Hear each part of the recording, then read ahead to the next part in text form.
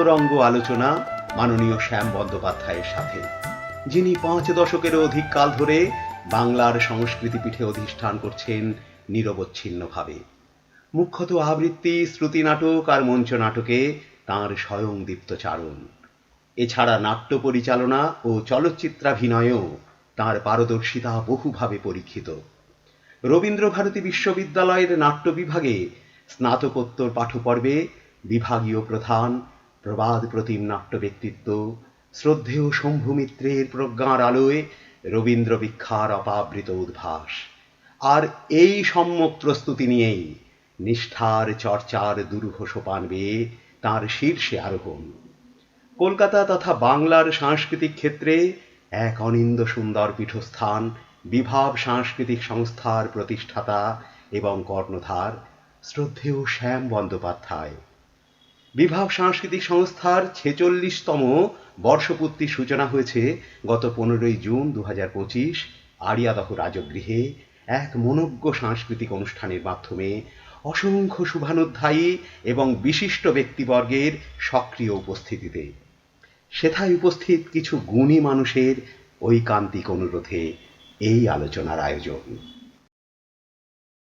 গত 5 দশক ধরে নাটক আবৃত্তি করে চলেছেন শ্যাম বন্দ্যোপাধ্যায়। আমরা আজকে তাকে পেয়েছি। শ্যামদা, আপনি তো সিরিয়াল, ফিল্ম, আকাশবাণীতে অনেক অভিনয় করেছেন, অনেকের সান্নিধ্যেও এসেছেন। তার মধ্যে একজন মুখ্য আমরা জানি যে সৌম্য মিত্র। আপনি যখন রবীন্দ্রভারতীতে পড়েন MA-তে নাটকে, তখন তো আপনি সৌম্য মিত্রের সান্নিধ্যে এসেছেন। সৌম্য মিত্র রবীন্দ্রনাথ যেহেতু খুব ওতপ্রোতভাবে জড়িত নাম, সেখানে রক্তকরবী শতবর্ষে উদযাপনের যে প্রাসঙ্গিকতা রয়েছে, সেইটার সম্বন্ধে আপনার থেকে কিছু জান। বাহ, খুব ভালো প্রশ্ন, খুব ভালো প্রশ্ন। হ্যাঁ, আমরা যখন ওখানে পড়ি আর কি, তখন তো ছোট খুব একটা নয়, তখন চাকরি করি, নাটকও করছি, আবৃত্তি করছি এবং পুরস্কারও পেয়েছি। নাটকের হিরো হিসেবে পাঠ করছি, করিতে কিল্লামের সেই মেন রোল যেটা বলা যায়, ইরাবন্ত বাবুর পরিচালনা করেছি। সেইখানে এসে সৌম্যবাবুর কাছে যখন এলাম, পড়লাম, তখন দেখলাম যে আমি যে কিছুই জানি না সেটা জানতাম না। যাই হোক, সেটা তো আমার মূল প্রশ্নে এসে যায়। এবার রক্তকরবীর উনি এই নাটকটার 2টো ক্লাস নিতেন পরপর। রক্তকরবী নাটকটাও আমি তার আগে দেখেছি, ওনারই পরিচালনায়। নিজে রাজার অভিনয় করতেন, তৃপ্তি মিত্র ছিলেন। তৃপ্তি মিত্র আবার প্রসঙ্গক্রমে বলি যে ওনারও 100 বছর মানে হতো যদি বেঁচে থাকতেন এখন। যাই হোক, ওনার প্রসঙ্গ এসে গেল। তৃপ্তি মিত্র নন্দিনীর অভিনয়টা করতেন সেই সময়। বা অন্যান্য যারা ছিলেন সব স্টলওয়ার্ড ছিলেন, গৌরপদ বসু ছিলেন, আরো সব ভালো ভালো অভিনেতা অভিনেত্রী ছিল। তা উনার আমি দেখেছি, কিন্তু রক্তকরবীর যে মেন ব্যাপারটা, যেটা পড়াটা, নাটক পড়াটা, এখানে এসে আমি পড়তে বাধ্যই হলাম, কেননা পড়াশোনা করতে হবে। সুতরাং একটা জিনিস উনি যখন পড়াতেন, বলতেন, তখন দেখতাম চরিত্রগুলো না চলাফেরা করতো, স্টেজের মধ্যে যেন যাচ্ছেন, এখানে যাচ্ছেন, ওখানে যাচ্ছেন, এই যাচ্ছে। প্রথম দেখো উনি বললেন যে কণ্ঠটা, রবীন্দ্রনাথ কিভাবে কণ্ঠটাকে বসিয়েছেন। প্রথমে কিশোর কি মানে নাম না কিশোর বৈশীর কোনো ছেলে, সেসব কিছু উনি উল্লেখ করেননি। কিশোর ডাকতে ডাকতে আসছে, নন্দিনী নন্দিনী নন্দিনী। নন্দিনী তখন বলছে, এত করে কিশোর, আমি কি শুনতে পাই না? শুনতে পাস জানি, কিন্তু আমার যে ডাকতে ভালো লাগে, আর কোন চাই তোমার, তারা আনতে চাই। এই একটা গলা। বললেন যে এই যে নন্দিনী এবং কিশোর দুজনের গলা পেলাম, তারপরে দেখা যাচ্ছে অধ্যাপক আসছে। যখন চলে যাচ্ছে, চলে যাওয়ার পরে অধ্যাপক ঢুকে বলছে, নন্দিনী নন্দিনী, যেও না, ফিরে তাকাও, ইত্যাদি কথা। মানে গলাটা একটা অন্য কণ্ঠস্বর একটা এলো। তারপরে দেখা যাচ্ছে একটা শ্রমিক, সে গোকুল এলো, সেটা রাগ টাইপের কথা, তুমি কে, ইত্যাদি ইত্যাদি ও কথাগুলো।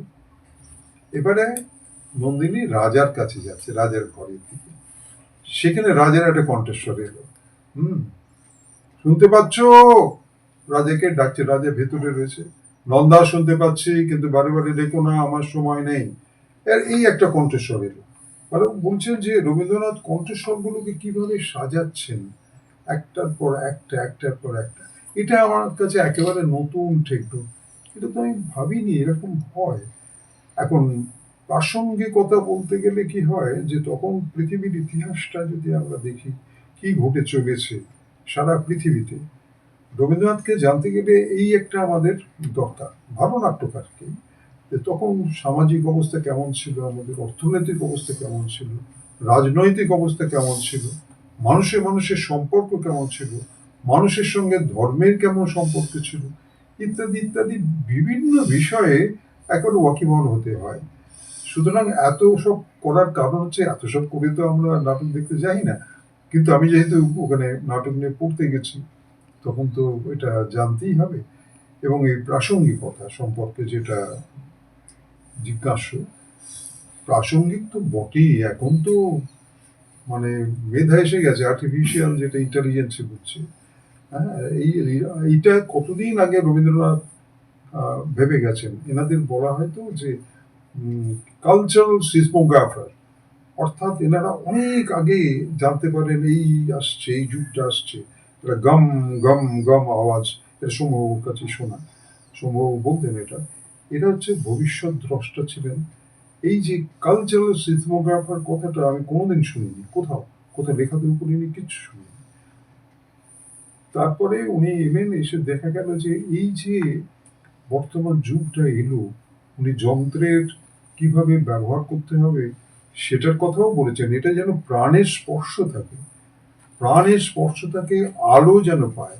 নন্দিনী অনেক জায়গায় বলছে না, একটা জায়গায় বেশ মনে আছে, বলছে, ঠিক হয়তো আমার সংলাপটা ঠিক ঠিক বলতে পারবো না, কিন্তু অধ্যাপককেই বলছেন উনি, যে তোমাদের এই যে খুঁড়ে চলেছে না, ওই ডালাটা খুলে রেখে আমার আলো ঢেলে দিতে ইচ্ছে করে, আর তেমনি ইচ্ছে করছে রাজাকে, যেটা উনি আছেন ঘরের মধ্যে বন্দি করে তোমরাই রেখেছো, তাকে খুলে এনে জালটাকে ছেড়ে ফেলে মানুষটাকে উদ্ধার করে আনে।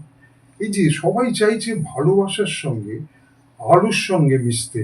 সে সর্দার আছে, এখানে সর্দার আছে, সর্দারের কোনো নাম নেই, সবাই চাইছে নন্দিনীর সঙ্গে মিশতে, অর্থাৎ আলো, আলো চাই, আলো, আলো চাই, এবং ওই যে প্রাণ, প্রাণের স্পর্শ যেটা পাচ্ছেন সেটাই চায়। এটাই হচ্ছে তোমার প্রাসঙ্গিক বলে মনে হয়। এবং এছাড়াও আরো অনেক কিছুই বলা যায়, কিন্তু আমাদের অত বেশি সময় তো দিতে পারবো না, কারণ হচ্ছে আমাদের সময় সীমিত। সীমিত সময়ের মধ্যে এইটুকুনি বলি।